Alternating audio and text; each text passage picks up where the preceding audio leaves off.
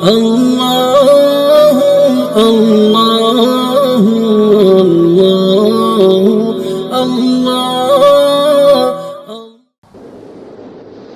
بسم اللہ الرحمن الرحیم، الحمد للہ وحدہ والصلاة والسلام علی من لا نبی بعدہ، اما بعد۔ التحقیق یوٹیوب چینل دیکھنے والوں کو ایک مرتبہ پھر سے ہم السلام علیکم ورحمۃ اللہ وبرکاتہ کا نذرانہ پیش کرتے ہیں اور تہہ دل سے آپ سبھی حضرات کا شکریہ ادا کرتے ہیں۔ آج کی یہ ہماری 13ویں مجلس ہے۔ ایک بہت ہی معروف اور مشہور واقعہ ہے، حضرت سلیمان علیہ الصلاۃ والتسلیم کا تمام مخلوق کی دعوت کرنے کا واقعہ۔ اس واقعے کا خلاصہ آپ حضرات کے سامنے اولاً پیش کرتے ہیں۔ کہا جاتا ہے کہ ایک مرتبہ حضرت سلیمان علیہ الصلاۃ والتسلیم نے اللہ جل جلالہ سے عرض کیا، دعا کی، درخواست کی، اے اللہ تعالیٰ میں پوری مخلوق کی دعوت کرنا چاہتا ہوں، کیونکہ اللہ تعالیٰ نے حضرت سلیمان علیہ الصلاۃ والسلام کو جو حکومت عطا فرمائی تھی وہ بھی بڑی نرالی اور عجیب و غریب حکومت تھی۔ چرند پرند، ہوائے، جنات، پانی وغیرہ ساری چیزوں پر اللہ نے آپ کو حکومت عطا فرمائی تھی، اسی لیے آپ کو صاحب المملکہ والنبوہ کہا جاتا ہے علیہ الصلاۃ والتسلیم۔ تو انہوں نے اللہ تعالیٰ سے دعا کی، درخواست کی کہ اے اللہ تعالیٰ میں آپ کی ساری مخلوق کی 1 مہینے تک دعوت کرنا چاہتا ہوں۔ اللہ تعالیٰ نے فرمایا، اے سلیمان علیہ السلام، تیرے بس کی طاقت نہیں ہے، آپ ایسا نہیں کر سکتے، آپ کے بس کا یہ روگ نہیں ہے۔ انہوں نے پھر عرض کیا کہ اللہ تعالیٰ 1 ہفتے کی اجازت دیں، فرمایا کہ آپ 1 ہفتے کی بھی دعوت تمام مخلوق کی نہیں کر سکتے۔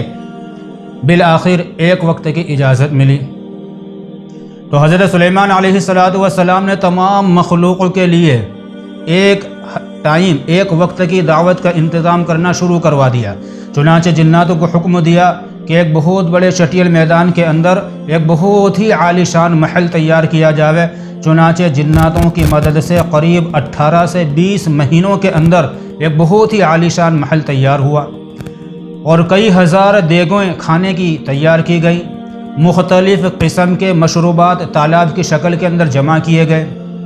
جب ہر چیز کا مکمل انتظام ہو گیا، بالکل کھانا تیار ہو گیا، ہر چیز کا بالکل انتظام ہو چکا، تو حضرت سلیمان علیہ الصلاۃ والسلام کی طرف سے حکم آتا ہے، اعلان آتا ہے، صدائیں آتی ہے، اعلان کیا جاتا ہے کہ اے اللہ کی مخلوق آؤ اور کھانا کھاؤ۔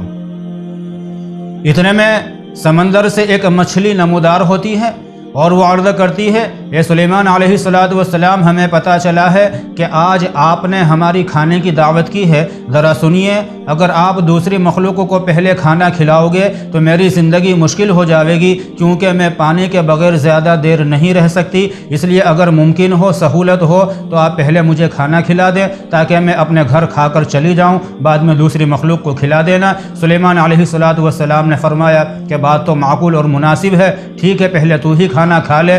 چنانچہ وہ مچھلی اس کھانے کے سامنے پہنچتی ہے اور تمام کھانا جو حضرت سلیمان علیہ السلام نے تمام مخلوق کے لیے بنوایا تھا، جس میں چرند پرند، حشرات الارض، فضاؤں اور ہواؤں میں اڑنے والے، زمین پر رینگنے والے، زمین پر چلنے والے، تمام مخلوق کا جو کھانا کئی مہینوں تک مسلسل تیار ہوا، وہ سارا کھانا وہ مچھلی ایک لقمے کی شکل بنا کر ایک لقمے کے اندر ختم کر گئی، سارا کھانا ختم، اور عرض کرنے لگی کہ اے سلیمان اور کھلاؤ۔ سلیمان علیہ الصلاۃ والسلام یہ دیکھ کر حیرت میں ہے، تعجب میں ہے، ارے بھائی یہ کیا ہو گیا؟ سلیمان علیہ الصلاۃ والسلام فرمانے لگے، مچھلی یہ تو نے کیا کر دیا؟ ابھی تو ساری مخلوق باقی ہے اور تو ایک ہی لقمے کے اندر تو نے سب نمٹا دیا۔ تو مچھلی عرض کرنے لگی، اے سلیمان علیہ الصلاۃ والسلام، کیا کوئی میزبان اپنے مہمان کو اس طریقے سے رسوا اور فضیحت کرتا ہے، عار دلاتا ہے، شرم دلاتا ہے؟ سنو، جتنا کھانا آپ نے مجھے ایک مرتبہ میں کھلایا ایک لقمے کی شکل میں، میرا رب مجھے ایسے 3 لقمے روزانہ کھلاتا ہے۔ آپ کی دعوت کی وجہ سے آج میں بھوکی رہ گئی۔ کم و بیش اس طریقے سے واقعہ مشہور اور معروف ہے، اس کی تحقیق آپ حضرات کے سامنے پیش کی جاتی ہے۔ تو محترم ناظرین اور سامعین کرام، یہ جو واقعہ ہے، اولاً یہ واقعہ، یہ قصہ ہمیں حدیث کی کسی بھی کتاب کے اندر نہیں ملا۔ پہلی بات کہ حدیث کی کسی بھی کتاب کے اندر یہ واقعہ منقول اور مکتوب اور درج نہیں ہے۔ اس واقعے کو ایک مشہور مؤرخ اور ادیب ہیں شیخ عبد الرحمن الصفوری الشافعی رحمہ اللہ، انہوں نے اپنی کتاب کے اندر جس کا نام ہے نزہۃ المجالس، بغیر کسی سند کے، بغیر کسی معتبر حوالے کے، صرف ایک حکایت اور ایک قصہ اور ایک واقعے کی حیثیت سے اس کو نقل کیا ہے۔ ایسے ہی ایک دوسرے مؤرخ ہیں شیخ الادب مولانا اعزاز علی رحمہ اللہ، انہوں نے اپنی کتاب نفحۃ العرب کے اندر اس واقعے کو، اس قصے کو نقل فرمایا ہے۔ یہ دونوں جو کتابیں ہیں ادبی اعتبار سے ہیں، وعظ و نصیحت کی ہیں، عربی ادب کی کتابیں ہیں۔ ان کے علاوہ دوسری جو معتبر اور مشہور کتب ہیں، ان کتب معتبرہ اور مشہورہ اور متداولہ کے اندر یہ واقعہ نہیں ہے۔ یہ واقعہ جو بیان کیا جاتا ہے یہ صرف اور صرف حکایت اور واقعہ اور قصے کی غرض کو بتلانے کے لیے، قصے کی حیثیت سے اس کو بیان کرتے ہیں۔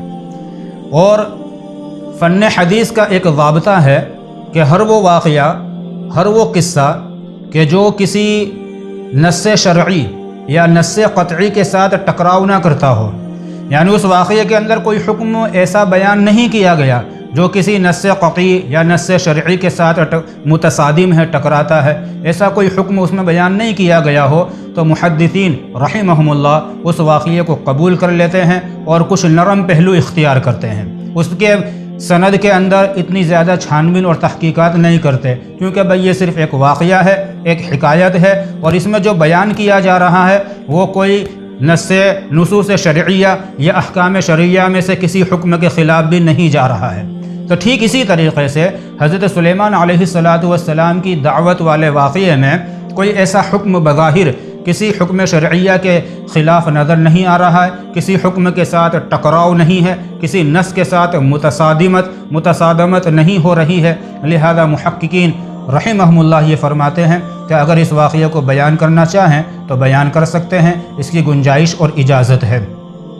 بعض محققین یوں فرماتے ہیں کہ یہ روایت، یہ واقعہ اسرائیلیات میں سے لگتا ہے، لہذا اگر ہم اپنی عمومی مجالس میں اس کو بیان کرنا چاہیں تو بہتر ہوگا کہ ہم اس کی اسرائیلی ہونے کی وضاحت اور صراحت فرما دیں کہ یہ واقعہ اسرائیلیات میں سے ہے۔ تو بہرحال اس کے کہنے کی اور اس کے بیان کرنے کی گنجائش اور اجازت ہے، لیکن ایک شرط ہے، اس واقعے کی نسبت پیارے نبی صلی اللہ علیہ وسلم کی طرف ہرگز نہیں کریں گے، یعنی یوں نہیں کہیں گے کہ آقا نے فرمایا کہ حضرت سلیمان علیہ السلام کے زمانے میں ایسا واقعہ ہوا تھا، ایسی نسبت کے ساتھ کسی بھی کتاب کے اندر موجود نہیں ہے۔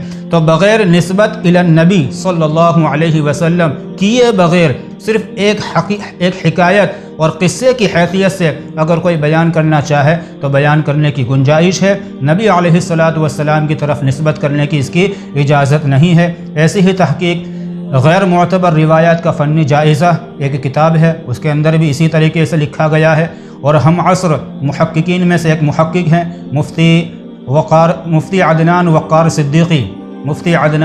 صدیقی دامت برکاتہم، انہوں نے بھی اپنی تحقیقات میں ایسا ہی لکھا ہے کہ بھئی اس کی نسبت نبی علیہ السلام کی جانب نہ کی جاوے، البتہ بیان کرنے کی اجازت ہے ایک حکایت اور ایک قصے کی نسبت سے۔ اللہ تعالی ہمیں دین کا صحیح فہم اور صحیح سمجھ عطا فرماوے، آمین۔ والسلام علیکم ورحمۃ اللہ وبرکاتہ۔